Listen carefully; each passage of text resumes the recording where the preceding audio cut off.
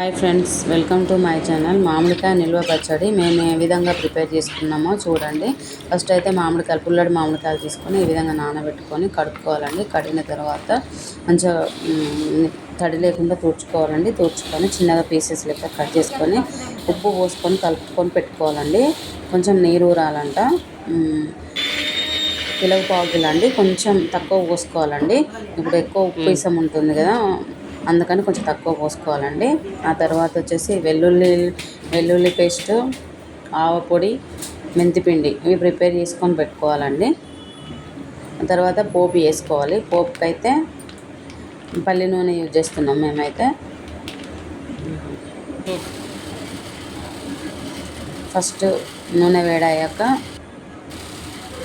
జీలకర్ర, ఆవాలు, 4 ఎండుమిర్చి అండి. ఎండుమిర్చి వేసి పోపు చేసింది. అవి గోలాక వెల్లుల్లి పేస్ట్ వేసింది.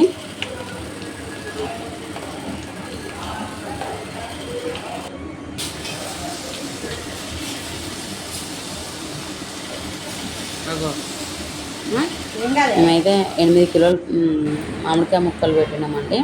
దానికైతే కిలో వెల్లుల్లి తీసాము, మిక్సీ చేసాము. ఆ తర్వాత పోపు వేసుకొని పక్కకు పెట్టుకున్న తర్వాత ముక్కలకైతే ఆవపొడి, మెంతిపిండి, కొంచెం పసుపు కలిపి పెట్టుకోవాలండి, కలపాలి. ఆ తర్వాత కారపొడి కూడా కిలోకి పావు కిలో అండి. కొంచెం కారం తక్కువ తినేటోళ్ళు కొంచెం తక్కువ పోసుకోవాలండి. లేదు కారం మంచిగా తింటామంటే కిలోకి పావు కిలో పడుతుందండి.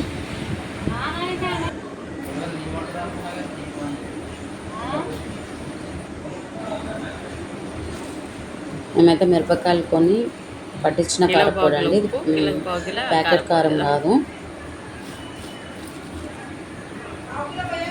ఆ తర్వాత మనం పోపు వేసుకున్న అల్లం వెల్లుల్లి పేస్ట్ది పోపు వేసుకున్నాం కదండి, అది ఇందులో పోయాలండి. పోసేసి చల్లారాక పోయాలి. చల్లార ముందు పోస్తే పచ్చడి కారం నల్ల పడుతుందండి. ఇట్లా చల్లారినాక పోసుకోవాలి.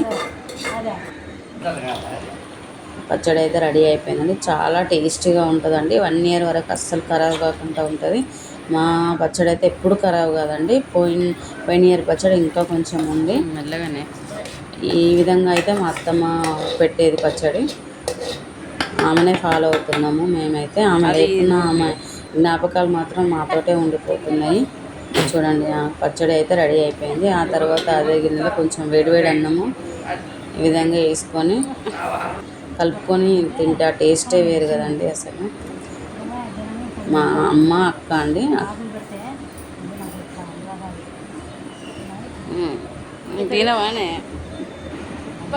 బాగుందని చెప్తుంది. మా పచ్చడి అయితే రెడీ అయిందండి. మీరు కూడా ఈ విధంగా ఒకసారి ట్రై చేసి చూడండి, ఎలా వచ్చిందో కామెంట్ చేయండి. Thank you for watching.